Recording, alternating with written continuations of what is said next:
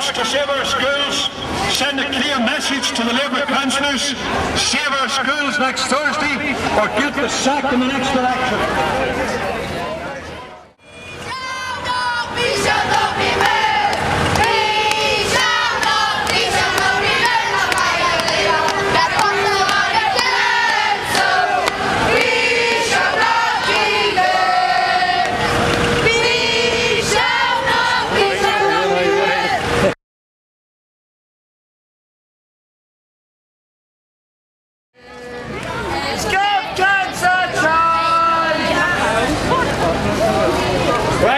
That was a brilliant show of our strength, our determination, our anger against these closures. We'll now take a short speech from a couple of people from different schools, and also from a Green Party councillor, Danny, who's been heavily involved in the campaign. Like I said earlier, this is a campaign of parents, of carers, of kids, of communities. It's also involved a number of different political parties who've had the principle to fight these closures. So, can I first of all ask Danny, whoever he is, Danny from the Scottish Green Party as a councillor, to come up and say a few words, and I'll get people from each of the schools. Thanks. Hello, can you hear me okay? Yes. In Edinburgh. Right, well, here we go everybody. Where are we at? We found out this week that the Labour group voted 31 to 6 for these proposals to go through. I've just been telling Richie here that we all know that on the original agenda this was meant to be discussed at today's chief executive meeting, but it's not on the agenda we see from yesterday. And so I just think this adds to the whole confusion and fiasco of how they've rushed this whole thing through. There doesn't seem much common sense to it as to actually their strategy for the education strategy. So what we're left with is next Thursday is the day when the councillors are going to say yea or nay to whether schools and nurseries are going to get closed down, and whether they're going to start transporting these a lot of us in other modes of transport that are not environmentally friendly to other schools in the area. I'm actually based in Govan Hill, and I've been part of the Victoria Primary and Victoria Nursery campaign. And I'm proud, really proud of. Let's just mention this. One of the nurseries that's getting kept open is Shawbridge in the south side area of Glasgow. We had a demonstration yesterday in Govan Hill at Queen's Park, and I'm proud to say on Wednesday, after they'd found out that their nursery was kept open, that they actually turned up in solidarity to support every one of yous. That Shawbridge are saying if their nurseries get kept home, so should all your nurseries and so should all your schools, because there's absolutely no difference to their needs. There's absolutely no difference to the needs of their community as to the needs of all the other communities, as to all individual cases why your schools and nurseries should stay open. We had a meeting with Margaret Duran yesterday. If you don't know, you probably do know, she's the Chief Director of the Education Authority, and we raised lots and lots of points with her. She just sort of shook her head and says, well, they've not been mentioned yet. And again, when we would put the case, well, that proves the point that this has been rushed through. They're telling us it's been a long consultation of 6 weeks, but they gave us the proposal papers in the space of 1 day, and we're saying that is not long enough. So I think I can say on behalf of Victoria School and Victoria Nursery, this fight is not over. Okay? We don't give in. Well done to Wineford and St Gregory's up in the north side of the city where they're sitting. Support that all the way. Well done to all these children for witnessing what real communities are all about. And I hope you're proud of all these Glaswegians are standing up for your schools. It's just not about the schools, it's about the communities that we live in. You know, we want local, small class sizes. This is really what this debate is all about. The experienced people, professionals that are paid well, push them on this. They are telling us, no, bigger class sizes are okay. Well, that totally goes against every survey that's been done in America, that's been done in Europe, Asia, where they say small class sizes are better. All I can say with this, keep up the fight, and well done to Save Our Schools campaign for doing this. Susan from Bumullock, who's been campaigning to save the school in that area, including on the issue of asbestos poisoning that threatens the children, hence the spacesuits from kids from St Gilbert's and Bumullock. Susan. Hi everyone. It's great to see so many people have turned out today, although it's been the holidays. I know that quite a few of you have done demonstrations, sat in schools. We all haven't done that, but I'm sure we've all got our own things in mind to save our schools.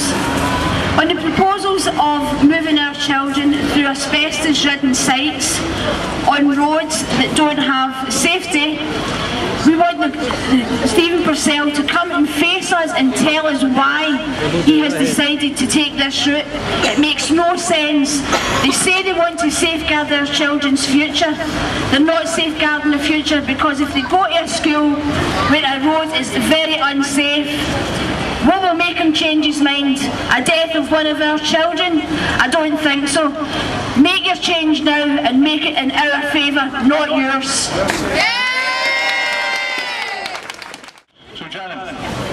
Hi there, I just want to say to all these Labour councillors, they ought to wake up and smell the roses. The done deal's not done yet, and we'll fight to the end.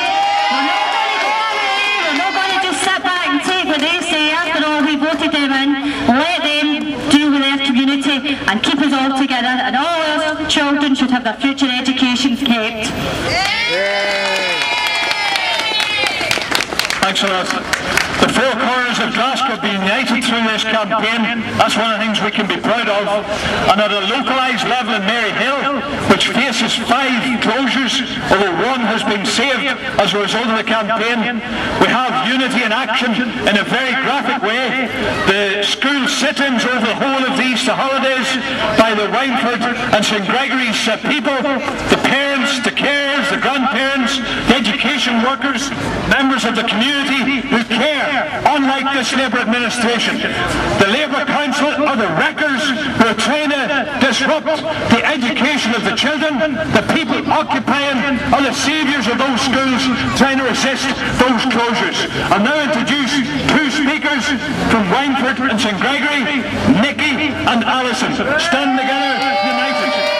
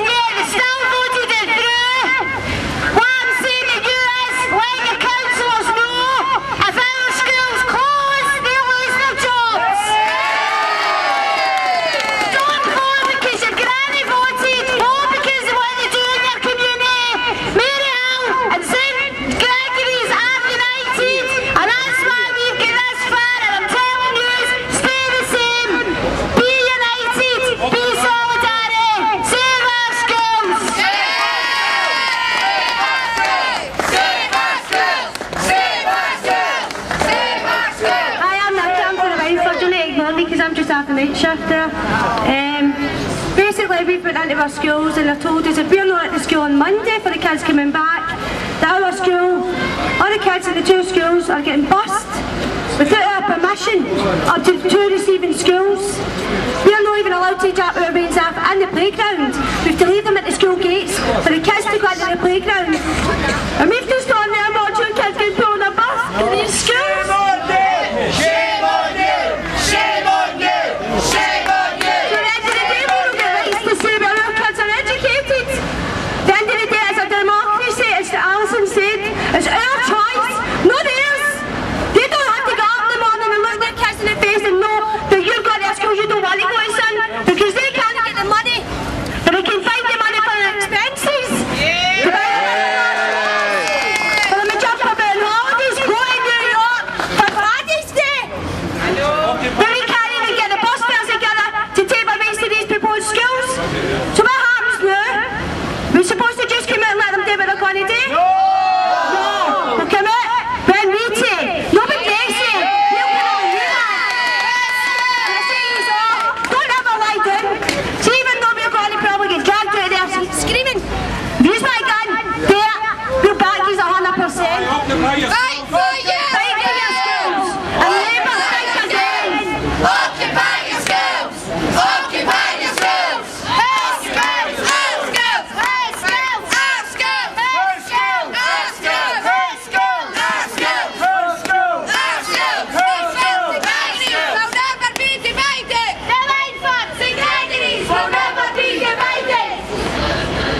very much, and I think there should be special recognition of the self-sacrifice and commitment put in, obviously by everybody who's campaigned on this across the whole city, but also specifically by the people who have spent their Easter holidays and holidays they're intended to have with their children, occupying the buildings to save them from closure. And can I add to something that Nicky said? The Labour Council is acting illegally. They're threatening the kids with being uplifted and bussed like they used to do in the southern states of America, to bus them away to a school that they're not wanting to go to, upsetting the kids. And what are they doing that for? It's got absolutely nothing to do with school safety while the sit-in takes place, because it's safe. It's got absolutely nothing with the council needing access to the school in order to clean it. It's cleaner now than when the sit-in began. And in fact, the cleaners themselves have been into most of the building and accept and recognise that. It's got nothing to do with the looking after the children's interests or education. It's got everything to do with trying to divide and conquer. It's trying to divide the parents who are occupying against the wider community in Wynford. That's what they're trying to do. But they will not succeed, because the community still remains united in opposition to these vicious closures, as does the whole of Glasgow. And these Labour councillors who don't possess a spine between them and sneak behind closed doors the other day and vote to close them down and don't even go through the normal procedures of having a discussion, a debate today, because I know it will be publicised and published. These characters will get their just reward in the next election, because they'll be brutalised.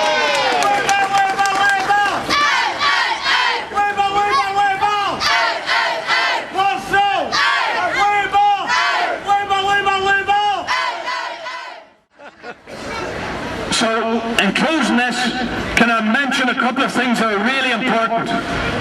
First of all, the battle is not over. Between now and next Thursday's council meeting, make sure you continue to make life a misery for the Labour councillors.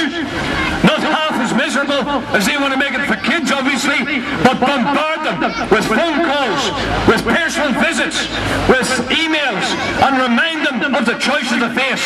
Vote to save our schools or be sacked by the people of Glasgow. Remind them repeatedly over the next week. That's one thing. The other is that the battle continues on other fronts as well as that.